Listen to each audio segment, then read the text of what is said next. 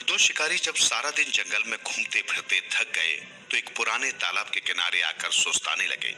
एक साथी उस तालाब से पीने का पानी भरने गया तो उसने तालाब में तैर रही मछलियों को देखा। हष्ट पुष्ट और रंग बिरंगी मछलियों को देखकर उसके मस्तिष्क में तुरंत एक विचार गूंजा। वो पानी लेकर अपने साथी के पास पहुंचा। उसका साथी कोहनी पर सिर टिकाए लेटा था। वो भी एक पत्थर पर सिर रखकर उसके क्या बात है बिहारीलाल, तालाब से हीरे मोती उठाकर लाया है क्या, जो इतना खुश नजर आ रहा है? आज तो सुबह से कोई शिकार भी हाथ नहीं लगा, फिर इतना खुश क्यों है?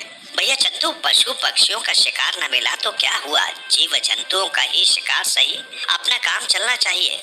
तो कहना क्या चाहते हो? चंदू ने चौंक कर पूछा। कहना ये है कि जिस तालाब के किनारे हम लेटे हैं उसमें मछलियाँ भरी पड़ी हैं। जाल डालो और मछलियाँ पकड़कर शहर ले जाकर बेचो।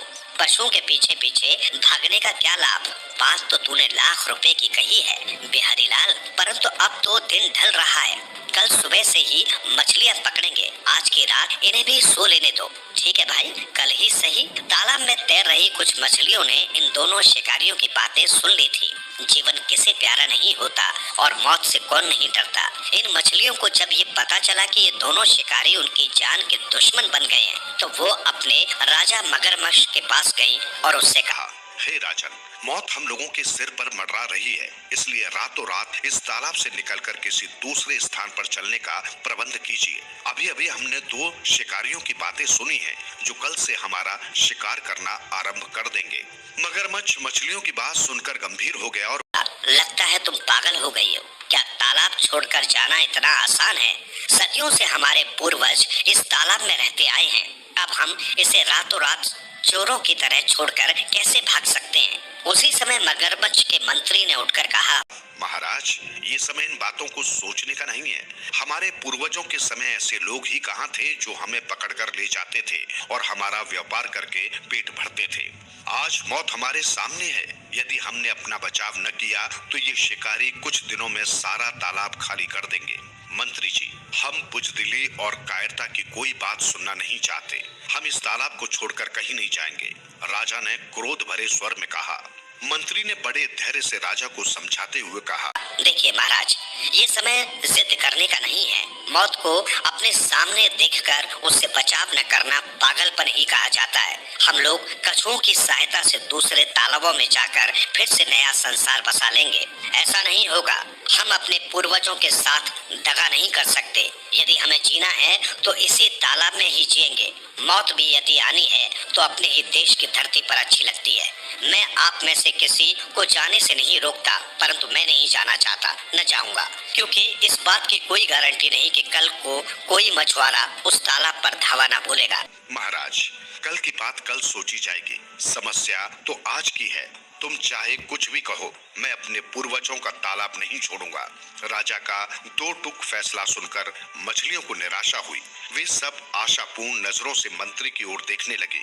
उन्हें पता था कि मंत्री बहुत बुद्धिमान है, वो बचने का कोई न कोई रास्ता जरूर निकालेगा। उसी समय मंत्री ने कहा, हे मेरी प्रिय प्रजा, हम लोग इस समय घोर संकट में फंस गए हैं। मौत हमारे सिरों पर मंडरा रही है। यदि हमने अपने बचाव के लिए शीघ्र ही कोई प्रयत्न नहीं किया तो ये सारा हंसता खेलता संसार मौत की वादी में बदल जाएगा। इससे पहले कि हम पर शिकारियों का कहर टूट पड़े, हम अपने प्रियजनों से बिछुड़कर तड़प तड़प कर मरे। हमें स्वयं ही कोई निर्णय लेना होगा। शास्त्रों में कहा भी गया है कि हाथी का संग अच्छा नहीं। अब आप सब मिलकर फैसला कर लें कि आपको जीवन की जरूरत है या मृत्यु की। आप में से जो लोग जीना चाहते हैं वे मेरे साथ दूसरे तालाब में चलें। मैं उन्हें सुरक्षित स्थान पर पहुंचा दूंगा। मंत्री की बात सुनकर सभी मछलियां दो दलों में बट गई। एक दल राजा के पक्ष में था, दूसरा मंत्री के पक्ष में।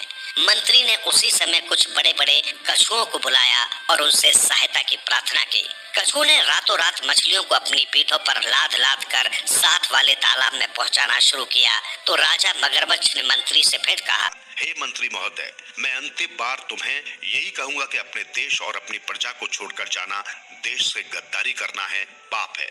तुम ऐसी भूल मत करो कि बाद में पश्चाताप करना पड़े। महाराज, अपनी प्रजा को अपनी आंखों के सामने मरवाना तो सबसे बड़ा पाप है, इसलिए मैं उस पाप का भागी नहीं बनना चाहता। अब मैं जा रहा हूँ, मेरा अंतिम प्रणाम स्वीकार करें। राजा ने अपने मंत्री और प्रजा को जाते देखा तो उसके मन को बहुत दुख हुआ। असल में मौत का डर तो उसे भी सता रहा था, मगर वो अपने पुश्तैनी तालाब को छोड़कर नहीं जाना चाहता था।